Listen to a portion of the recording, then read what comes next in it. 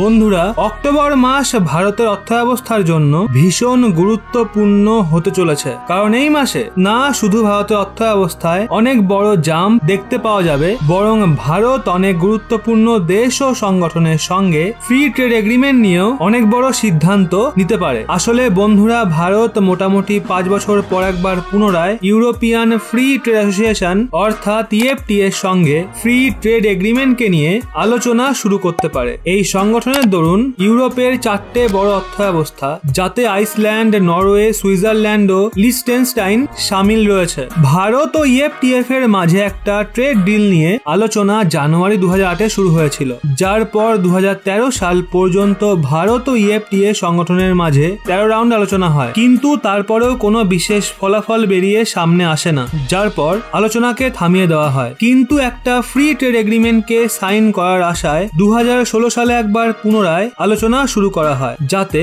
4 রাউন্ডের আলোচনা করা হয়। শেষ রাউন্ডের আলোচনা 2016 সালে হয়, কিন্তু এতেও কোনো ফলাফল বেরিয়ে সামনে আসে না, আর এই ট্রেড ডিল নিয়ে নেগোসিয়েশন বন্ধ করে দেওয়া হয়। কিন্তু বর্তমান সময়ে ভারত তার বাণিজ্য নীতিতে অনেক পরিবর্তন আনছে, যার জন্য ভারতের অর্থব্যবস্থা আগের থেকেও বেশি মজবুত ও স্থির রয়েছে। এক্ষেত্রে EFTA ভারতের সঙ্গে একটা ফ্রি ট্রেড এগ্রিমেন্ট সাইন করার গুরুত্বকে ভালো মতো বুঝতে পারছে। এর জন্য ভারত ও EFTA খুব দ্রুত এই নিয়ে আলোচনা শুরু করতে পারে। যদি রিপোর্ট দেখা হয় তো অক্টোবরের শেষ নাগাদ এই নিয়ে কোনো বড় সিদ্ধান্ত গ্রহণ করা হতে পারে। যেমনটা আমরা শুরুতে বলেছিলাম, অক্টোবর মাস ভারতের অনেক দেশের সঙ্গে ফ্রি ট্রেড এগ্রিমেন্টকে নিয়ে অনেক বেশি গুরুত্বপূর্ণ হতে চলেছে, কারণ অক্টোবরের শেষে ভারত ব্রিটেনের সঙ্গেও ফ্রি ট্রেড এগ্রিমেন্টকে নিয়ে কোনো বড় সিদ্ধান্ত নিতে পারে। ভারত ও ব্রিটেনের মাঝে একটা ফ্রি ট্রেড এগ্রিমেন্টকে নিয়ে অনেক দ্রুত আলোচনা চলছে, যা নিয়ে অক্টোবরের শেষের মধ্যে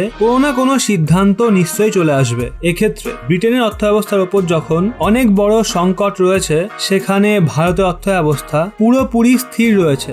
যদি ব্রিটেন ভারতের অর্থব্যবস্থার খোলামেলা অ্যাক্সেস পায়, তো এতে ব্রিটেনের অনেক বেশি ফায়দা হবে, সেই সাথে ভারতেরও অনেক ফায়দা হবে, কারণ ব্রিটেনের জন্য ভারতও ইউরোপীয় বাজারে অনেক অ্যাক্সেস পেয়ে যাবে। বন্ধুরা, যদি ভারত ইউরোপীয় ইউনিয়নের 28টা দেশের সঙ্গে ফ্রি ট্রেড এগ্রিমেন্ট সাইন করতে সফল হয়ে যায়, তো ভারত প্রায় $17.8 মিলিয়ন অর্থব্যবস্থার খোলামেলা অ্যাক্সেস পেয়ে যাবে। শুধুমাত্র ব্রিটেনের অর্থব্যবস্থায় $3.2 ট্রিলিয়ন বেশি। এটাকে দেখে ইউরোপের সঙ্গে একটা ফ্রি ট্রেড এগ্রিমেন্ট সাইন করা অত্যন্ত প্রয়োজনীয়, কারণ এর ফলে ভারতের অর্থব্যবস্থার ওপর পজিটিভ এফেক্ট পড়বে। অক্টোবরের শেষে ভারত ব্রিটেনের সঙ্গে ফ্রি ট্রেড এগ্রিমেন্টকে নিয়ে কোনো বড় সিদ্ধান্ত নিতে পারে। যদি EFTA এর সঙ্গে সদ্যই আলোচনা শুরু করা হয়, তো খুব দ্রুত EFTA এর সঙ্গেও ফ্রি ট্রেড এগ্রিমেন্টকে নিয়ে ভারত কোনো বড় সিদ্ধান্ত নেবে। এক্ষেত্রে এটা বলা ভুল হবে না, ভারত তার অর্থব্যবস্থার জন্য খুব দ্রুত কাজ করছে, যার মারফত আমরা বিশ্বের অনেক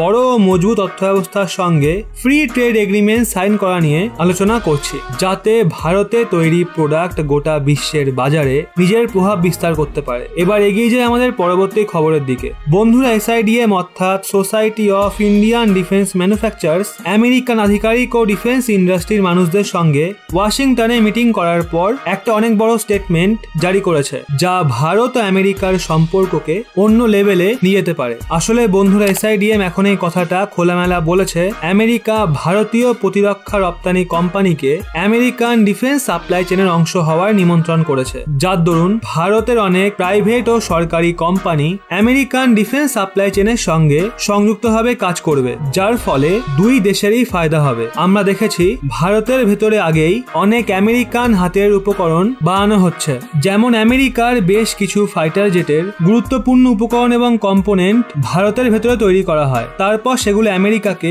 এক্সপোর্ট করা হয়। এক্ষেত্রে যদি ভারত ও আমেরিকার কোম্পানি একে অপরের সঙ্গে নিজের অংশীদারিত্বকে আরো বাড়ায়, তো ভবিষ্যতে ভারতের অনেক বেশি আর্থিক লাভ হতে পারে, কারণ এর ফলে আমেরিকান কোম্পানির তরফ থেকে ভারতের ভেতরে বিনিয়োগ আসবে, ভারতীয় মানুষদের রোজগারও বাড়বে। ওদিকে এর সাথেই ভারতের অন্তরাষ্ট্রীয় স্তরে সফট পাওয়ারেরও অনেক উন্নতি দেখতে পাওয়া যাবে, যার জন্য ভারত ও আমেরিকার সম্পর্ক আরো ভালো হবে। আমেরিকার সঙ্গে ভারতের সম্পর্ক আরো বেশি মজবুত হতে যে জিনিসটা বাধা দেয় সেটা হলো ট্রান্সফার অফ টেকনোলজি, কারণ আমেরিকা তার ভীষণ ভালো শক্তিশালী হাতের টেকনোলজি ভারতকে দিতে চায় না। এছাড়া তারা ভারতের সঙ্গে মিলে জয়েন্ট ম্যানুফ্যাকচারিং এও এখনো পর্যন্ত সেরকম বিশেষ রুচি দেখাচ্ছে না। এজন্য ভারত আমেরিকার সম্পর্ক কখনোই গভীর হয়নি। কিন্তু এখন আমেরিকা ভারতের সঙ্গে মিলে হাতিয়ারে জয়েন্ট ম্যানুফ্যাকচারিংও করতে চায়, সেই সাথে জয়েন্ট ডেভেলপমেন্টেও আমেরিকা রুচি দেখাচ্ছে। যদি দুই দেশ এক্ষেত্রে একসঙ্গে মিলে এগোয় তো তার ফলে ভারত ও আমেরিকা দুজনেরই লাভ হবে। তো বন্ধুরা, এই নিয়ে আপনাদের কি মতামত? আমেরিকা কি সত্যি ভারতের সঙ্গে এতটা কোঅপারেট করবে? কি মনে হয় আপনাদের? নিচে কমেন্টে অবশ্যই জানান।